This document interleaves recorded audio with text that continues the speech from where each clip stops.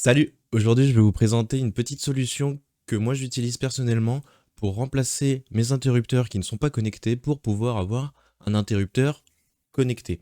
Parce qu'on sait tous que le problème d'avoir des ampoules connectées si l'interrupteur n'est pas connecté, c'est pas forcément hyper utile, c'est pas forcément hyper pratique. Si on éteint l'interrupteur en rentrant dans la pièce ou en sortant de la pièce, l'ampoule s'éteint, ensuite elle doit se reconnecter, etc. C'est pas pratique.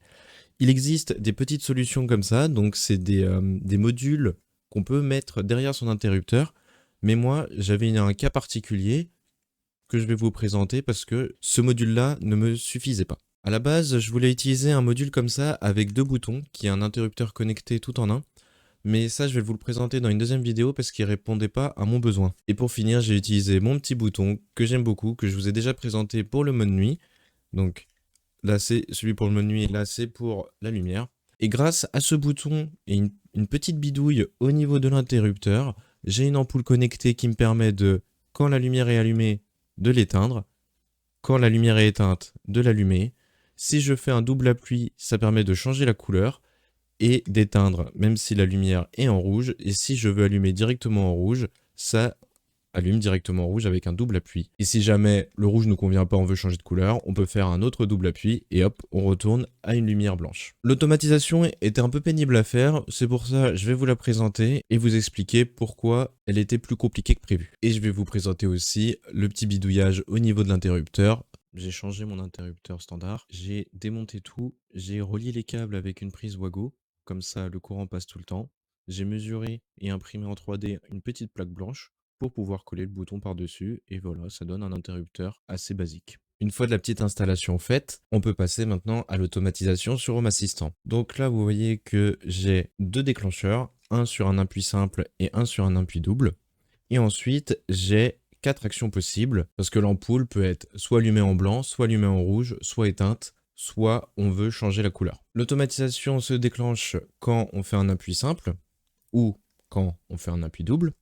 Et ensuite, on choisit parmi les quatre possibilités.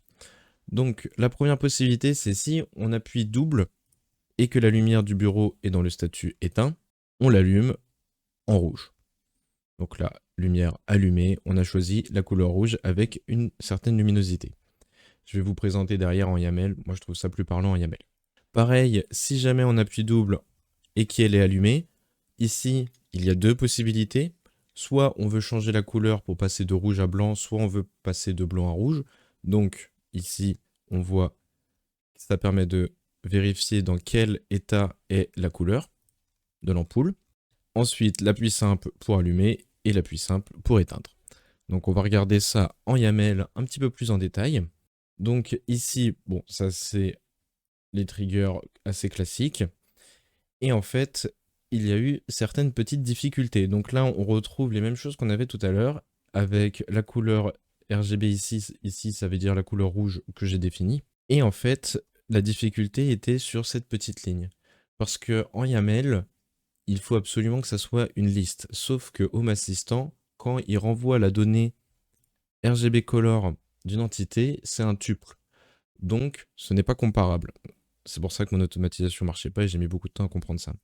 Donc c'est pourquoi, quand je récupère l'information de la couleur de l'ampoule, je force la transformation en liste pour pouvoir ensuite comparer la couleur RGB. Donc ici, on compare. Si jamais la couleur RGB est égale à ça, donc est rouge, alors on va passer la lumière en blanc avec 100% de luminosité.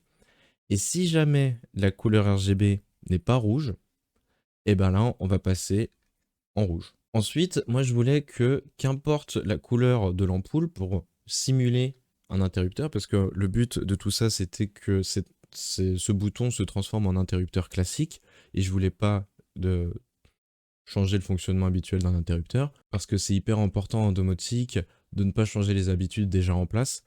Donc c'est pourquoi je voulais qu'importe la couleur de l'ampoule, que l'appui simple, si l'ampoule est allumée, ça l'éteint, et l'appui simple, si l'ampoule est éteinte, ça l'allume, et notamment en blanc, parce que c'est quand même la couleur qu'on utilise le plus. Si jamais vous avez des questions, n'hésitez pas à le mettre dans les commentaires.